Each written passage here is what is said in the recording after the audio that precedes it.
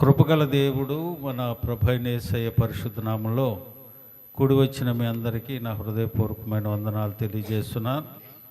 కొద్దిసేపు దేవుని మాటలు విందాం. పరిశుద్ధ గ్రంథము నుండి లూకాసు వార్త 18వ అధ్యాయము 22వ వచనం. లూకాసు వార్త 18వ అధ్యాయము 22వ వచనం. యేసు విని, నీకింకా ఒకటి కొదువుగానున్నది, నీకు కలిగినవన్నీ అమ్మి బీదలకిమ్ము, అప్పుడు పరలోకమందు నీకు ధనము కలుగును, నీవు వచ్చి నన్ను వెంబడింపుమని అతనితో చెప్పాను. ప్రార్థన చేద్దాం. సర్వశక్తిమంతుడైన దేవా, నీకు వందనాలు.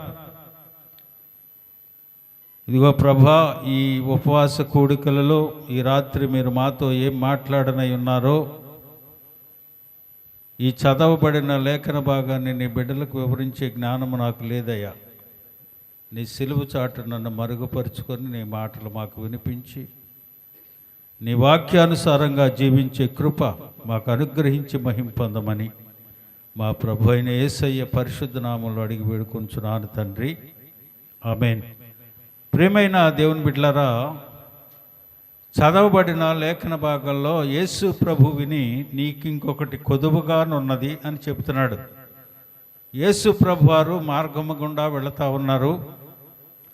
ఒక యవ్వనుడు ధనవంతుడు ఆయన వెళ్తుండగా చూసి పరిగెట్టుకొని వచ్చి మోకాళ్ళుని, ప్రభా, నేను నిత్య జీవానికి వెళ్ళాలి,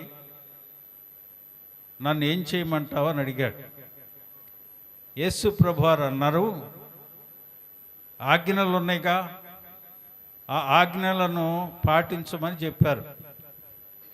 ఆయన ఏమన్నాడు అని అంటే, ఆ ఆజ్ఞలను చిన్నప్పటి నుంచే నేను అనుసరిస్తున్నా, ఇంకా నాకు కొదువేంటి అని అన్నాడు. ఏమన్నాడు? చిన్నప్పటి నుంచి ఆయన చెప్పిన ఆజ్ఞలను అనుసరించి నడుస్తున్నాడట.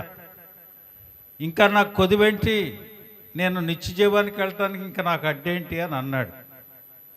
యేసు ప్రభువారు అన్నారు, నీకొకటి కొదువుగా ఉంది అని అన్నాడు.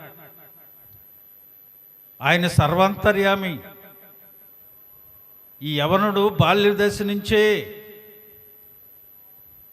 పరిశుద్ధ గ్రంథంలో ప్రభు చెప్పిన ఆజ్ఞలన్నిటిని అనుసరించి నడుస్తున్నానని చెప్పాడు.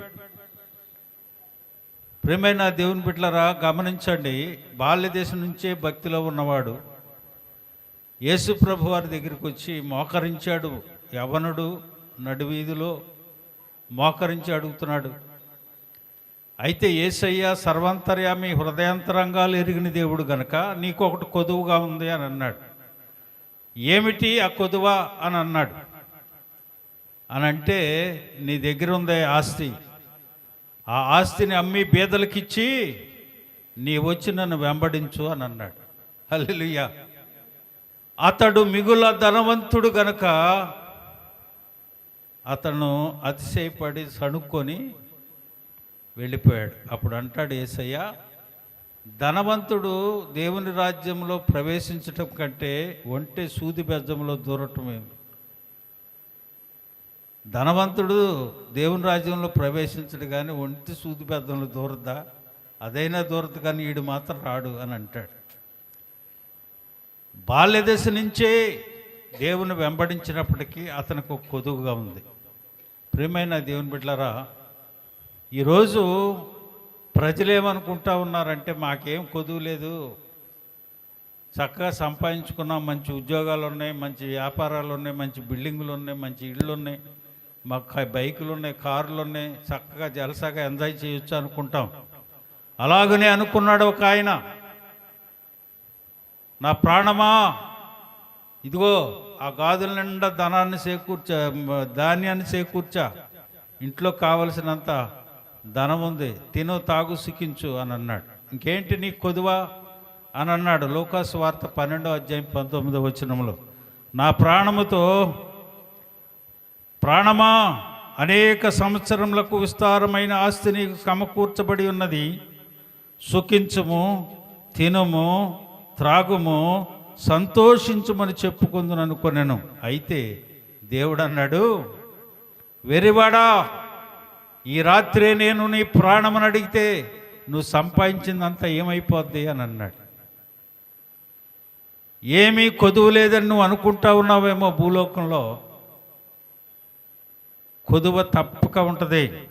ప్రకటన గ్రంథంలో చెప్తాడు కదా, 3వ అధ్యాయం 17వ వచనంలో, నీవు దౌర్భాగ్యుడవును, దిక్కుమాలిన వాడవును, దరిద్రుడవును, గుడ్డివాడవును, దిగంబరునై ఉన్నావని తెలియక ఎరుగక నేను ధనవంతుడను, ధనవృద్ధి చేసుకొని ఉన్నాను, నాకేమీ కొదువు లేదని చెప్పుకొనుచున్నావు అని అంటాడు.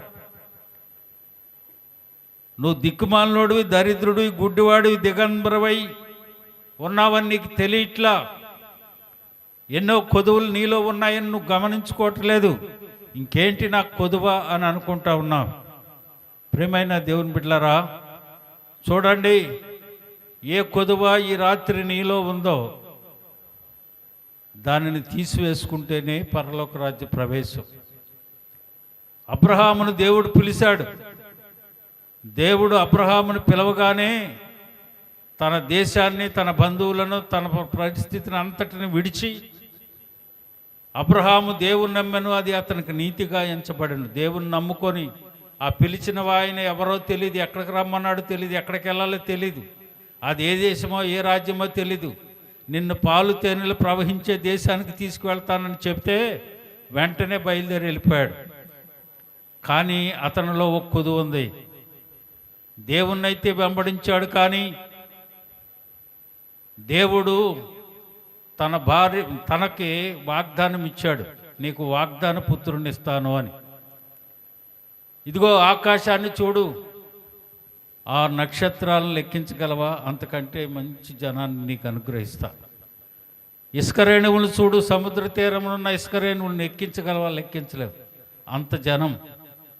బహుజనానికి నీవు తండ్రివి అని దీవెనలు ఇస్తే, తన భార్య, మనం వృద్ధాప్యంలో ఉన్నాం, ఇంకా మనల్ని బిడ్డలు కనే వయసు దాటిపోతూ ఉంది, ఇంకెందుకు, ఇగో ఐగుప్తులో హాగర్ ఉంది, తనను తీసుకుని తనతో వీళ్ళు మనకు వారసుడు పుడతాడు అన్నాడు. దేవుడు ఏం చెప్పాడు? నీకు నేను వాగ్దాన పుత్రుని ఇస్తా అన్నాడు. దేవుని నమ్మిన వ్యక్తి వచ్చి తన భార్యతో అనాలి, అమ్మా అదేంటి, దేవుడు చెప్పాడుగా, వాగ్దానము మనకిచ్చాడుగా, వాగ్దాన పుత్రుని ఇస్సాకుని ఇస్తానని చెప్పి నువ్వేంటి ఇలా చేస్తున్నావని అనకుండా తన భార్య మాట విని హాగరుతో పోయి ఇస్మాయేలుని కన్నాడు. ఐగుప్తును విడిచారు, కానీ ఐగుప్తు వీరితో వస్తానే ఉంది హాగరు ద్వారా. 13 సంవత్సరాలు దేవుడు అబ్రహాముతో మాట్లాడకుండా ఉన్నాడు. హల్లెలూయా. ఏ కొదువు ఉంది ఆయనకి? తన భార్య మాట విని ఆ మాటకు లోబడి ఇస్మాయేలును కన్నాడు. ప్రియమైన దేవుని బిడ్డలారా, నీవు దేవుని వెంబడించవచ్చు, దేవుని నమ్ముకోవచ్చు, విశ్వాసం కలిగి ఉండవచ్చు. ఒక తప్పు చేస్తే దానికి పనిష్మెంట్ వచ్చాడు దేవుడు. అబ్రహాము ఆ కొదువ కలిగి ఉండబట్టి 13 సంవత్సరాలు దేవుడు ఆయనతో మాట్లాడలేదు. తర్వాత 17వ అధ్యాయం 1వ వచనం ఆదికాండంలో చెప్తాడు, దేవుడు అప్పుడు మాట్లాడతాడు ఆయన. 16 చివరి వచనం, 17 మొదటి వచనం.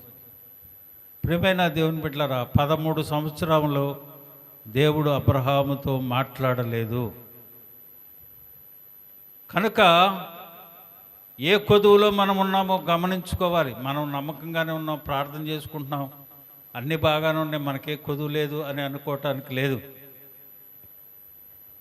యాకోబును మనం చూసినట్లయితే ఆయన అన్నను మోసగించాడు, తండ్రిని మోసగించాడు, ఆశీర్వాదాన్ని పొందుకున్నాడు. మామ దగ్గరికి వెళ్ళాడు, అతను మోసగించబడ్డాడు. ఆ కొదువులో 14 సంవత్సరాలు బానిసగా ఉండి 20 భార్యలను తీసుకున్నాడు. ప్రియమైన దేవుని బిడ్డలారా, నేను అబ్రహాము, ఇస్సాకు, యాకోబు దేవుణ్ణని చెప్పాడు. ఏ కొదువ మనలో ఉంది? దావీదును దేవుడు కోరుకున్నాడు. నేను కోరుకున్నవాడు ఇతడే, ఇతడు నా ఇష్టానుసారమైన మనసు కలిగిన వాడు అన్నాడు. శత్రువు వచ్చాడు తన రాజ్యం మీదకి, సైన్యమంతా కలిసి యుద్ధానికి వెళ్ళింది. ఈయనేమో పడుకొని నిద్రపోయి సాయం సంధ్యావేళ లేచి ఆ మిద్దె మీద తిరుగుతూ ఉంటే చూడకూడని దృశ్యాన్ని చూశాడు. పాపంలో పడ్డాడు. కోరుకున్నవాడే దేవుడు, నేను కోరుకున్నవాడు ఇతడే అన్నాడు. నా ఇష్టానుసారం మనుషుడు అన్నాడు. నా ఉద్దేశాలు నెరవేర్చేవాడే అని చెప్పాడు. అయినా అతనిలో కొదువ ఉంది కదా. ఏ కొదువ ఈరోజు ఈ రాత్రి నీలో ఉందో, దేన్ని నువ్వు అనుసరిస్తా ఉన్నావో దాన్ని నువ్వు విడిచిపెట్టాలి. బిలాము దైవజనుడే. బాలాకు తెలుసుకున్నాడు ఇతను దైవజనుడు, ఇతను ప్రార్థన చేస్తే ప్రభు ప్రతి కార్యము చేస్తున్నాడని చెప్పాడు. కొంత ధనాన్ని బహుమానంగా ఇచ్చి పంపిస్తాడు అక్కడికి. బిలాము దగ్గరికి వచ్చాడు. సైన్యం వచ్చి అక్కడ అడుగుతారయ్యా, బాలాకు రాజు పంపించాడు, నీ దేవుణ్ణి ప్రార్థించి, ఇదిగో నువ్వు ప్రార్థన చేసి ఏ జనాన్ని అయితే శపిస్తావో వారు శపించబడతారంటున్నారుగా, ఒక్కసారి మా గురించి ప్రార్థించమని వాళ్ళు అడుగుతారు. ప్రభు ఏమో, దేవుడేమో వద్దు అని చెప్తా ఉంటే ఈయనేమో ధనాపేక్ష కలిగిన వాడై ప్రార్థన చేస్తాడు. ఏ కొదువు ఉంది అతనిలో? ధనాపేక్ష. ఏదో ఒకటి మనిషిలో ఉంటుంది. ఈ రాత్రి దాని నుంచి మనం తొలగగలిగితే ప్రభు ఆ కొదువును తీసివేయగలుగుతాడు. ఏ కొదువ లేని వారముగా మనం ఉండాలి అని అంటే, నీలో నాలో ప్రతి ఒక్కరిలో ఏ కొదువ లేని వారంగా మనం ఉండాలి అని అంటే కొన్ని పాయింట్స్ చెప్పి ముగిస్తాను చూడండి. మొదటగా నువ్వు చేయవలసిన పని ఏమిటి? ఏ కొదువ నీలో ఉండకుండా ఉండాలి అని అంటే నువ్వేం చేయాలి? మొదటిగా 34వ కీర్తన 9వ వచనాన్ని చూడండి. 34వ కీర్తన 9వ వచనం, యెహోవా భక్తులారా, ఆయన యందు భయభక్తులు ఉంచుడి, ఆయన యందు భయభక్తులు ఉంచువారికి, మళ్ళీ చెప్పాలి, ఏ కొదువ లేదు. హల్లెలూయా. ఎవరికి? ఆయన యందు భయభక్తులు కలిగిన వారికి ఏ కొదువ లేని వారుగా ఉంటారు అని దేవుని వాక్యం సెలవిస్తూ ఉంది. ఆయన యందు భయభక్తులు కలిగి ఉండాలి. ప్రతి విషయంలో ఏ పని చేసినా, నీ చూపైనా, నీ నడకైనా, నీ పడకైనా, నీ మాట అయినా, నీ చూపైనా, నీ వస్త్రధారణైనా, దేని విషయంలోనైనా భయము కలిగి ప్రవర్తించాలి. భయభక్తులు కలిగి ఉండాలి. వారికి ఏ కొదువ లేదట. మొదటిగా మనం గుర్తుపెట్టుకోవాల్సింది, మనలో ఏ కొదువ లేకుండా ఉండాలి అని అంటే ఆయన యందు భయభక్తులు కలిగి ఉండాలి. 34వ కీర్తన 10వ వచనాన్ని చూడండి. సింహపు పిల్లలైనను, లేమి కలిగి ఆకలుగొనును, యెహోవాను ఆశ్రయించు వారికి ఏ మేలు కొదువై ఉండదు. హల్లెలూయా. మొదటిగా ఆయన భయభక్తులు కలిగి ఉండాలి. రెండవది ఆయనను ఆశ్రయించాలి. హల్లెలూయా. ఆశ్రయించటం అంటే ఇంకా ఆయన తప్ప రెండోవాడు మనల్ని కాపాడేవాడు లేడు. కనుకే నువ్వే నా ఆశ్రయము, నీవే నా కోట, నా కొండ, నా ఆశ్రయ దుర్గము అని ఆయనను ఆశ్రయించినట్లయితే ఏ మేలు నీకు కొదువ లేకుండా దేవుడు చేస్తాడు. ఆయన యందు భయభక్తులు కలిగి ఉండాలి, ఆయనను ఆశ్రయించాలి. అప్పుడు ఏ మేలు దేవుడు కొదువ లేకుండా చేస్తాడు. తర్వాత మూడవదిగా యాకోబు పత్రిక 4వ అధ్యాయం 4వ వచనం. యాకోబు పత్రిక 1వ అధ్యాయం 4వ వచనం, మీరు సంపూర్ణులను అనునాంగులను ఏ విషయంలోనైనను కొదువలేని వారై ఉండునట్లు. ఏంటంట? ఏంటంట? ఓర్పు. ఓర్పు. ఓర్పు తన క్రియలను కొనసాగింపనీయుడి. హల్లెలూయా. మీరు సంపూర్ణులను అనునాంగులను, ఏ విషయంలోనైనను కొదువ లేని వారునై ఉండునట్లు. ఏ విషయంలో నీ కొదువ లేకుండా ఉండాలి అనంటే నీలో ఏముండాలంట? ఓర్పు తన క్రియలను కొనసాగింపనీయుడి. ఓర్పు చాలా ప్రాముఖ్యము క్రైస్తవునికి. ఆ ఓర్పు నీలో లేకపోతే నీకు అన్ని కొదువులే. ఏ కొదువ లేకుండా ఉండాలి అనంటే ఓర్పు తన క్రియలను కొనసాగింపనీయుడి అని అంటుంది వాక్యం. మొదటగా ఆయన యందు భయభక్తులు కలిగి ఉండాలి, ఆయనను ఆశ్రయించాలి. ఓర్పు తన క్రియలను కొనసాగించేటట్లుగా ఉండాలి. అంటే ఓర్పుతో ఉంటూ క్రియలు జరిగించే దానివిగా వాడివిగా ఉండాలి. 4వది ఫిలిప్పీ పత్రిక 4వ అధ్యాయము 11వ వచనం. నాకు కొదువ కలిగినందున నేను ఇలాగూ చెప్పుకొనటలేదు, నేనే స్థితిలో ఉన్నను ఆ స్థితిలో సంతృప్తి కలిగి నేర్చుకొని ఉన్నాను. హల్లెలూయా. నాకు కొదువ కలిగినందున నేను ఇలాగూ చెప్పట్లేదో, నేను ఏ స్థితిలో ఉన్నా ఆ స్థితిలో నేను సంతృప్తి కలిగి నేర్చుకుంటున్నాను. ఎంత చక్కని మాటలండి. ఏమీ కొనుక్కొచ్చుకోవాల్సిన పని లేదు. కోట్ల రూపాయలు ఖరీదు పెట్టి నువ్వు కొనుక్కునే కాదు. పరిశుద్ధ గ్రంథంలో దేవుడు వ్రాయించిన వాటిని నువ్వు అనుసరించి నడిస్తే చాలు, నీకు ఈ లోకంలో ఏది కొదువు లేకుండా చేస్తాడు. ఓర్పుతో ఉండాలి. దేవుడు నీకు ఇచ్చిన దానితో సంతృప్తి కలిగి ఉండటం నేర్చుకోవాలి. హల్లెలూయా. దేవుడు నీకు ఏది ఇచ్చాడో దానిలో సంతృప్తి కలిగి ఉండాలి. నేనే స్థితిలో ఉన్నానో ఆ స్థితిలో సంతృప్తి కలిగి నేర్చుకొనుచున్నాను. ఎప్పటికప్పుడు నేర్చుకోవాలి. నాకు అది ఇవ్వు, నాకు ఇది ఇవ్వు, నాకు ఇది అని ఏమి లేదో. దేవుడు నీకేది ఇచ్చాడో దానిని నువ్వు సంతృప్తి కలిగి ఉండాలి అని దేవుని వాక్యం అంటుంది. ప్రార్థిస్తే యాకోబు పత్రిక 1వ అధ్యాయం 5వ వచనం. మీలో ఎవరికైనాను జ్ఞానము కొదుగా ఉన్న ఎడల అతడు దేవుని అడగవలెను, అప్పుడు అది అతనికి అనుగ్రహించబడును. ఆయన ఎవరిని గద్దెంపక అందరికీ ధారాళముగా దయచేయువాడు. హల్లెలూయా. జ్ఞానం అంటే ఏంటంట? జ్ఞానం దేవుని యందు భయభక్తులు కలిగి ఉండటం. ఆ కొదువ నీలో ఉంటే నువ్వు దేవుణ్ణి వేడుకుంటే, ప్రార్థిస్తే దేవుడు అది నీకు దయచేస్తాడంట. ఏ కొదువ నీలో ఉందో ఈ రాత్రి ప్రార్థిస్తే ప్రభు ఆ కార్యాన్ని సఫలపరుస్తాడు. మొదటి దశలోనిక 14వ అధ్యాయము 11, 12 వచనాల్లో సంఘమునకు వెలుపరి వారి ఎడల మర్యాదగా నడుచుకొనుచు మీకేమీ కొదువు లేకుండానట్లు మేము మీకు ఆజ్ఞాపించిన ప్రకారము మీరు పరుల జోలికి పోక మీ సొంత కార్యములను జరుపుకొనుట యందును మీ చేతులతో పనిచేయుట యందును ఆశ కలిగి ఉండవలననియు మిమ్మును హెచ్చరించుచున్నాను. హల్లెలూయా. ఏ కొదువ లేనివారుగా మీరు ఉండాలి అనంటే సంఘము వెలుపరి వారి ఎడల మర్యాదగా ఉండాలి.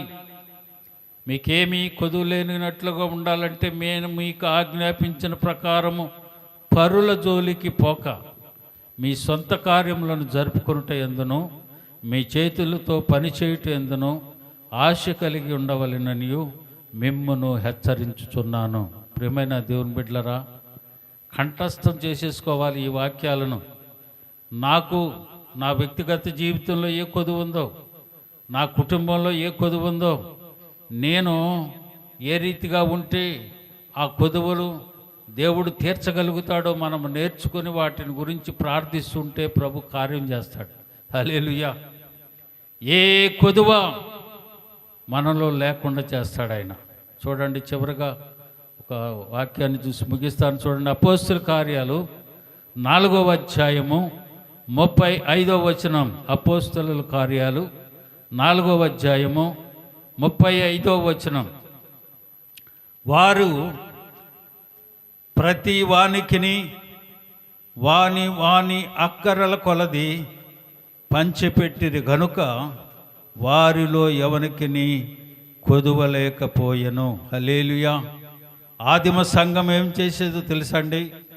వారికున్న ఆస్తులను అమ్మేసి అపోస్తలుల పాదాల దగ్గర తీసుకొచ్చి పడేసేవాడు. సంఘానికి వీరేం చేశారు వాళ్ళు అంటే వాటన్నిటినీ వారికి పంచి సంఘానికి ఏ లోటు లేకుండా వారి వారి అక్కర్ల కొలది పంచిపెట్టుకుని ఉండేవాళ్ళు. ఒకరికొకరు సహాయం చేసుకునేవాళ్ళు. ఈనాడు సంఘం అలాగుంటే సమృద్ధి కలిగి ఉంటుంది, ఏ కొదువ లేనిదిగా ఉంటుంది. ఒకరికొకరు సహాయం చేసుకునే వారముగా మనం ఉండాలి అని దేవుని వాక్యం సెలవిస్తూ ఉంది. కనుక ప్రియమైన దేవుని బిడ్డలారా, ఎన్ని విషయాలు చెప్పాను మీకు? 7 విషయాలు చెప్పాను. మొదటిగా ఆయన యందు భయభక్తులు కలిగి ఉండాలి. రెండవది ఆయన్ని ఆశ్రయించాలి. మూడవది ఓర్పు కలిగి ఉండాలి. నాలుగవది సంతృప్తి కలిగి ఉండాలి. ఐదవది దేవుని ప్రార్థించాలి, అంటే వేడుకోవాలి, అడగాలి. ఆరవది సంఘానికి వెలుపలి వారి ఎడల మర్యాదగాను పరుల జోలికి పోక నీ సొంత కార్యంలో చేసుకుంటూ ఆశ కలిగి దేవుని ప్రార్థిస్తూ ఉండాలి. హల్లెలూయా. చివరిగా ఆయన అంటాడు, ఒకరికొకరు సహాయపడాలి. ఒకరికొకరు ఆర్థికపరమైనది కాకపోయినప్పటికీ ప్రార్థనలో సహాయం చేసుకోవాలి. ఒకరికొకరు చేసుకున్నట్లయితే మనం దేవుడు ఏ కొదువ లేని వారంగా మనల్ని చేస్తాడు. ఆ రీతిగా మనం ఉండాలి. నాకేమీ కొదువు లేదని నువ్వు అనుకోవటానికి వీల్లేదు. అలాగనే అనుకున్నాడు ఆ యవ్వనుడైన ధనవంతుడు. దేవుడు అన్నాడు, నీలో ఒకటి కొదువుగా ఉంది. ఏ కొదువ నీలో ఉందో ఈ రాత్రి ప్రభు సన్నిధిలో, అయ్యా నాకు ఈ కొదువు ఉంది, నేను ఈర్ష్యతో ఉన్నానేమో, ద్వేషంతో ఉన్నానేమో, తలంపులో ఉన్నానేమో, ఒకరి ఎడల ప్రేమ కలిగి ఉండలేకపోతా ఉన్నాము. ఏ కొదువ నీలో ఉందో, ఒకవేళ బిలాము వలె ధనాపేక్ష కలిగి ఉన్నావేమో, ఎప్పుడు ధనాపేక్షే మన ఆలోచనలో. పరిస్థితులు ఏంటి, ఏపేం జరుగుద్దో అని నువ్వు అనుకుంటున్నావు. ఏమి నాకేం పర్లేదులే, అన్నీ సమృద్ధిగా ఉన్నాయని నువ్వు అనుకుంటున్నావు. ప్రభు అంటాడు, అదేంటి, ఆ కొదువు నీలో ఉందిగా అని అంటాడు. ప్రియమైన దేవుని బిడ్డలారా, ఈ రాత్రి ప్రభు సన్నిధిలో ఏ కొదువు మనలో ఉందో తెలుసుకొని ప్రభు సన్నిధిలో ప్రార్థిద్దాం.